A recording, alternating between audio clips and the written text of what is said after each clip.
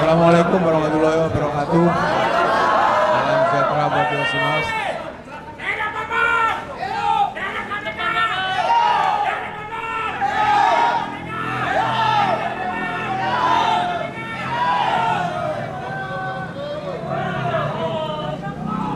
Teman-teman,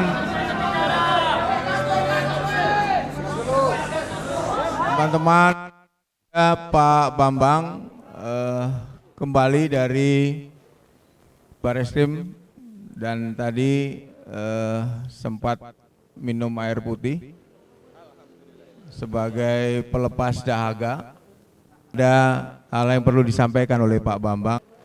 Pertama, saya mengucapkan terima kasih atas segenap upaya dari teman-teman untuk mendukung saya maupun KPK dengan bersusah payah berupaya melakukan tindakan-tindakan mempersoalkan berbagai hal yang dianggap bertentangan dengan hukum.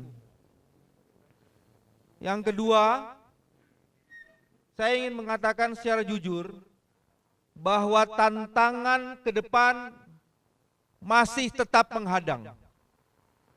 Kita perlu merapatkan barisan. Kita perlu membangun soliditas yang lebih baik lagi.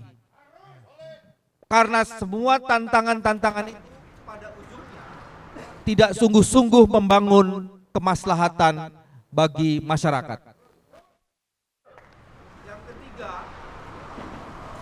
saya ingin kita mulai merapatkan barisan. Kita harus membangun soliditas. Kita harus tetap berupaya bersatu. Karena ada berbagai kepentingan lain yang mencoba mencuri finish, mencoba menelikung di tikungan. Dan ini bisa menyebabkan seluruh upaya pemberantasan korupsi tidak bisa dilakukan secara utuh dan secara baik. Bantu kami, tidak hanya dengan doa dan dukungan, tapi kritik kami dan berikan informasi. Kita bisa tetap menjalankan tugas-tugas KPK secara baik. Terima kasih teman-teman. Wassalamualaikum. Ada sekitar 8 pertanyaan. Akan tetapi sejak pertanyaan pertama dimulai, Pak Bambang Wijoyanto mempersoalkan kualifikasi dari pasal yang disangkakan kepada Pak Bambang Wijoyanto dengan tindakan penangkapan tadi pagi. Yaitu yang pertama pasal 242 tentang memberikan keterangan palsu di bawah sumpah. Pak Bambang Wijoyanto mempertanyakan kualifikasi delik yang mana dari pasal 242 tersebut. Apakah ayat yang pertama atau ayat yang kedua? Selain pasal 242, Pak Bambang Wijoyanto juga mempertanyakan tentang kualifikasi secara detail dari pasal 55 yang dituduhkan. Apakah pasal 55 ayat 1 ke 1 atau ayat 1 ke 2 atau yang ketiga? Apakah posisi persis yang disangkakan kepada Pak Bambang ini orang yang menyuruh melakukan, orang yang membujuk melakukan, atau turut serta melakukan? Karena pertanyaan-pertanyaan Pak Bambang Wijoyanto dijawab hanya dengan penjelasan yang pendek, yaitu bahwa memang penyidik menerapkan pasal 242 dan pasal 55 secara terbuka, maka Pak Bambang Wijoyanto menyatakan belum mau untuk melanjutkan pemeriksaan, dengan kata lain tidak bersedia untuk menjawab pertanyaan-pertanyaan tersebut. Sehingga pertanyaan kedua mengenai riwayat hidup, pertanyaan ketiga mengenai perkara yang disangkakan, seluruhnya dijawab dengan keberatan untuk memberikan jawaban tersebut. Ketika berita acara pemeriksaan, ketika surat perintah penahanan juga diterbitkan, Pak Bambang Wijoyanto menolak untuk menandatangani surat perintah penahanan. Ketika berita acara penahanan juga diterbitkan, Pak Bambang Wijoyanto menyatakan menolak untuk menandatangani berita acara penahanan. Pak BW dinilai tidak kooperatif di dalam memberikan keterangan dan direncanakan memang Pak BW untuk dilanjutkan dengan penahanan. Kami sebagai pimpinan KPK menjamin bahwa Pak BW jika diperlukan lagi keterangan berikut, kami menjamin mereka akan kooperatif. Sehingga ya Pak Wakapolri menyetujui hal yang sedemikian di hadapan Ketua Tim Penyidik. Untuk itu kami mengucapkan terima kasih kepada Pak Wakapolri yang sudah menepati janjinya. Jadi pemeriksaan lanjutan kemungkinan hari Senin atau hari Selasa, tapi dilakukan dengan panggilan kembali melalui KPK. Kalau kita melihat Undang-Undang KPK pasal 32 ayat 2 memang dikatakan di sana pimpinan KPK yang tersangka diberhentikan sementara. Ayat 3-nya pemberhentian itu ditetapkan oleh Presiden. Dengan dua aturan ini maka pendapat yang juga sudah saya bicarakan dengan Profesor Saldi Isra ada di belakang, status Pak Bambang Wijayanto tetap pimpinan KPK.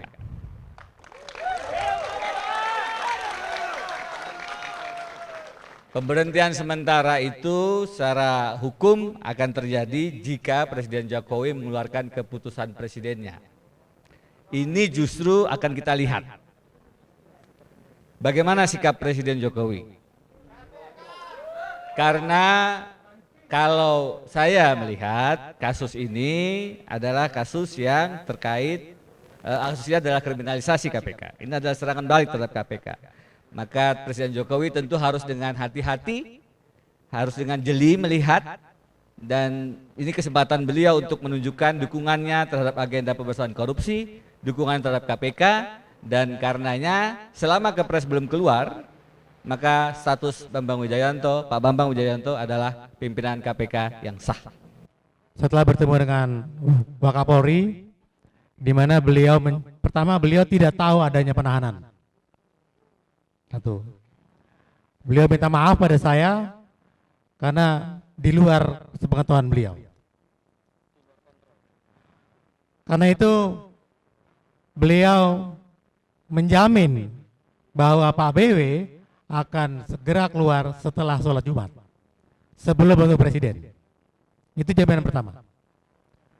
Bahwa ternyata beliau tidak juga keluar sampai bertemu dengan Presiden. Dan ketika bertemu Presiden, yang bertemu adalah Pak Abraham Samad. Beliau mengulangi lagi komitmennya di depan Presiden Jokowi bahwa Pak BW akan dikeluarkan malam ini. Gitu. Tapi ternyata enggak juga jelas positioningnya. Saya bertemu lagi dengan Pak Wakapolri. Beliau juga kaget karena Bang Mulya Lubis menyatakan di depan Bareskrim bahwa Pak BW posisi ditahan. Hal itulah yang membuat akhirnya saya bertemu dengan Pak Wakapolri dan mempertanyakan komitmen beliau 2 kali. Gitu. Ada apa ini? Gitu.